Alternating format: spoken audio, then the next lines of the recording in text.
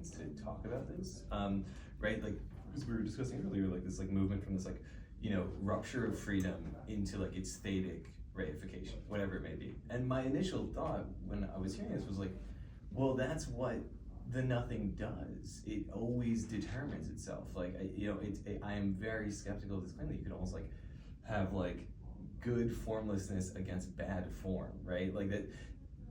And so this is when you're talking about like the self-determination of the indeterminate.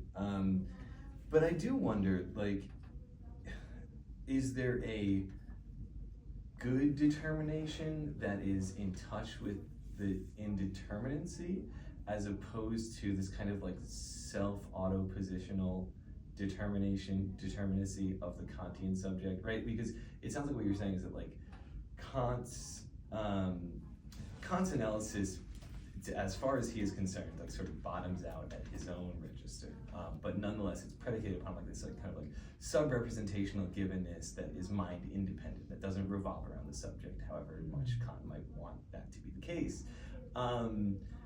And so I think, is there a distinction between the indeterminacy that determines itself and those determinations that are like aligned with or somehow in touch with the indeterminate, versus kind of this, again, this Kantian self-positing that like takes himself as his own source?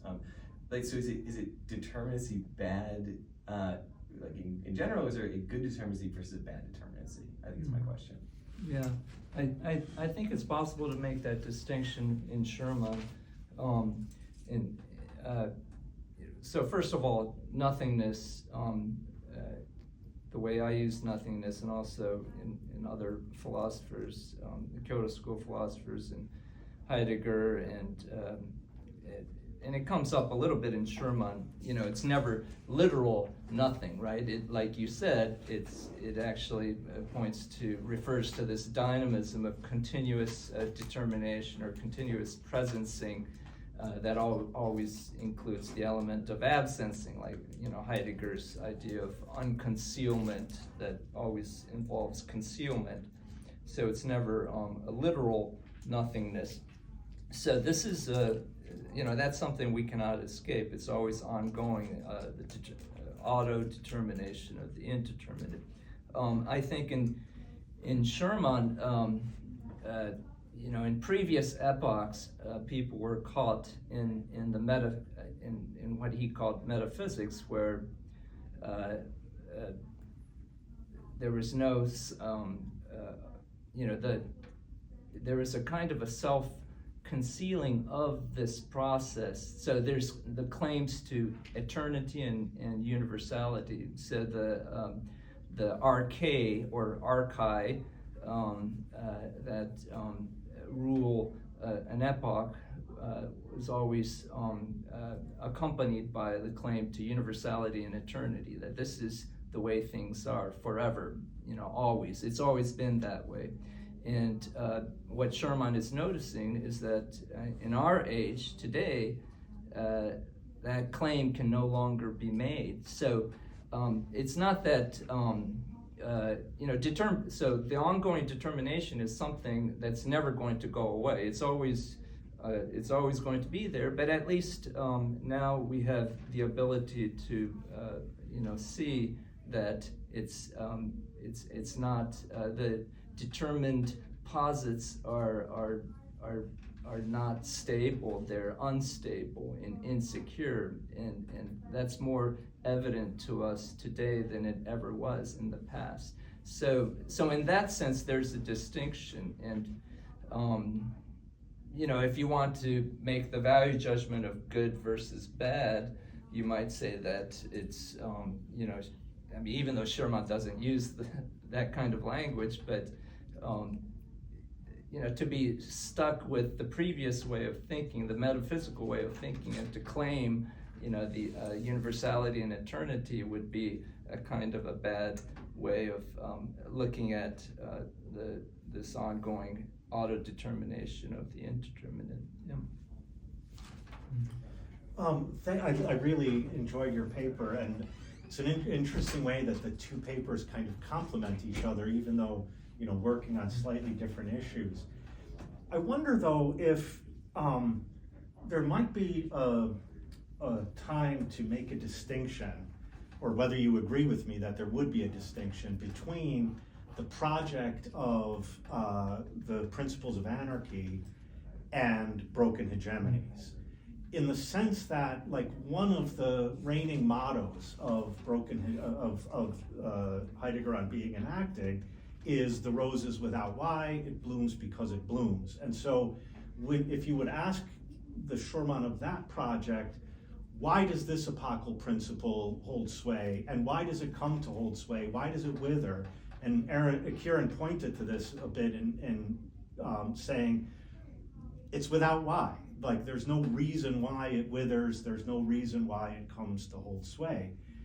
Versus the notion of a hegemonic phantasm in which its very destitution is already present in its institution. Mm-hmm. And the tragic double bind is that goes without recognition.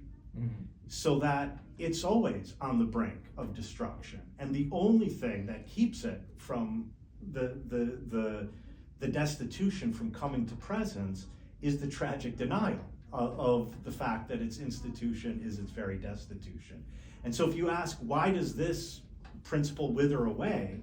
That's why he points to the figures of destitution, right? So there's figures for the one, figures of destitution of the one, and of natura, and of modern subjectivity. And I think then in that sense, it seems as if the question is not, to borrow the language of your paper and Schürmann's reading of Kant, the question is not whether there are good determinations or bad determinations, but how do we come to recognize that every determination is at the same time an indeterminacy? Yeah. Because determinations never present themselves as indeterminate. Mm-hmm. And so the ethics, to borrow Kieran's phrase, of our age would be something like recognize that determinations are necessary, and what would be fragile is not, fragile comes to mind, but I mean something stronger than that. Necessary but illusory, or necessary but lacking sovereignty, necessary but always on the brink of nothingness. Mm-hmm. So do you agree? Do you think there's a place for that kind of distinction? So one thing I didn't really do in this paper is to make that distinction between the different stages in Schürmann's thought, which I could have done. And there is a difference between the early Schürmann, the Schürmann of the Heidegger book, and then Schürmann and Broken Hegemonies. I think there's, when you read Broken Hegemonies, it sounds more, it sounds more bleak in a sense, in a superficial reading. It sounds bleak, perhaps because he knew he was getting there, nearing his own death. So there is a difference, right? The emphasis on the double bind, natality and mortality in Broken Hegemonies, as opposed to ontological anarchy in the Heidegger book. I think there's a difference, but also there is a kind of a commonality too, because he doesn't just dispose of the concept of anarchy. It still comes up in Broken Hegemonies, and I think I agree with a lot of what you were saying here in characterizing the institution, destitution, institution always includes the element of destitution. Yeah. Thanks. Yeah, well, you feel. Go ahead. No, go ahead, Emmett. We want to intervene there.